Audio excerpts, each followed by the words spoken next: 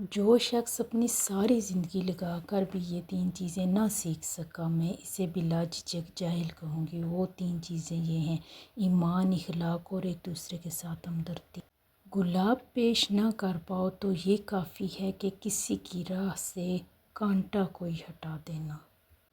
بے حیائی سے بچو، بے حیائی شیطان کا راستہ ہے اور شیطان انسان کا کھلا دشمن ہے۔ لوگوں کے قصور معاف کر دو، یہاں ہر کوئی امتحان میں ہے اور امتحان میں غلطیاں ہوتی ہیں۔ میرا مالک اللہ ہے، میرے جسم پر میرے مالک کی مرضی چلے گی اور اسی میں میری نجات ہے۔ جتنا نیکی کی راہ پہ چلو گے اتنی اللہ کی مدد آئے گی، جتنی اللہ کی مدد آئے گی اتنا کامیاب ہو جاؤ گے۔ اللہ کمی رزق میں نہیں، شکر میں ہوئی ہے۔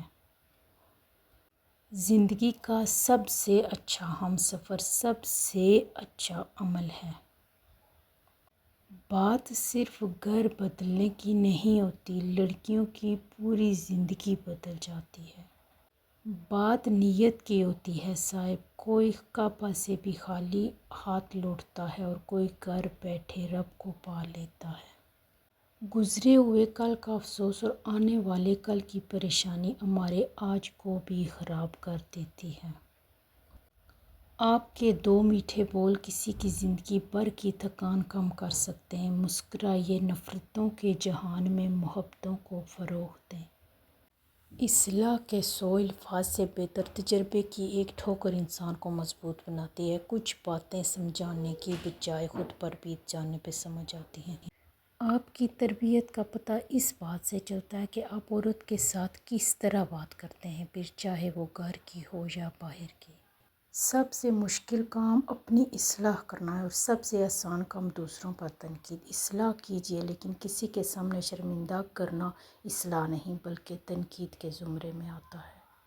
اور پھر کچھ کہانیاں بغیر الوداع کہے ختم ہو جایا کرتی ہیں، بہت سی باتیں گلے شکوے دل میں ہی رہ جاتے ہیں۔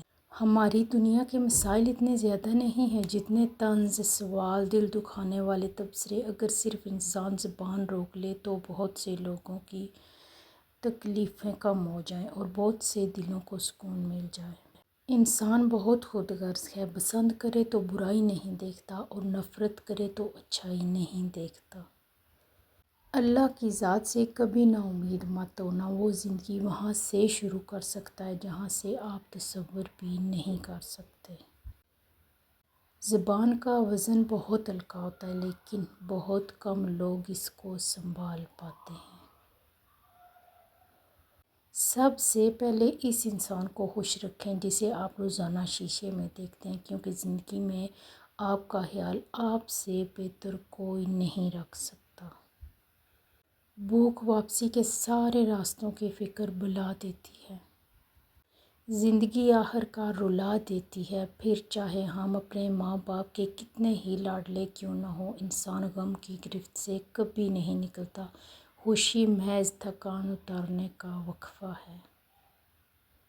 کسی کو چاہو تو یہ نہ سوچو کہ وہ مقدر میں ہے یا نہیں، بلکہ اتنا چاہو کہ خدا اسے تمہاری تقدیر بنا دے۔ اگر اللہ وہ چیز لے سکتا ہے جس کے کھونے کی آپ نے کبھی توقع نہیں کی، تو وہ ان کی جگہ ایسی چیز دے سکتا ہے جس کا آپ نے تصور بھی نہیں کیا ہوگا۔